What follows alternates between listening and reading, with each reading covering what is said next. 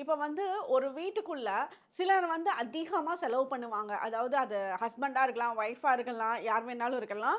அவங்க வந்து வரவ மீறின செலவு வந்து ரொம்ப ஜாஸ்தியா பண்ணுவாங்க. அவங்களோட லிமிட்ஸ் வந்து இவ்ளோ தான் நம்மளால செலவு பண்ண முடியும். நம்மளோட பட்ஜெட் இவ்ளோ தானா அதெல்லாம் மைண்ட் பண்ண மாட்டாங்க.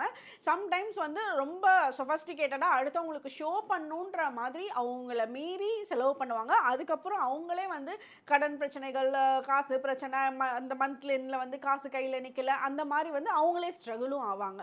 இந்த மாரி அவங்களோட வரவ மீறின செலவு பண்றாங்க. அத கண்ட்ரோல் பண்றதுக்கு ரொம்ப அவங்களாலேயே முடியல அப்படின்ற பட்சத்துல, இதுக்கு உண்டான மலர் மருந்து இருக்கு. அந்த மலர் மருந்து அவங்களோட மைண்ட ரொம்ப ஸ்டேபிளா வச்சுக்கும். நமக்கு என்ன வந்து தேவை, என்ன தேவையில்லன்ற கிளாரிட்டிய வந்து இந்த மலர் மருந்து எமோஷன்ஸ் பெர்ஃபெக்ட்டா கரெக்ட் பண்ணும். ஸோ இந்த மாரி பிரச்சனைகள் உங்களோட ஃபேமிலிக்குள்ள இருந்துச்சு அப்படின்னா, ஸ்க்ரீன்ல இருக்க இந்த நம்பர கான்டாக்ட் பண்ணிக்கோங்க.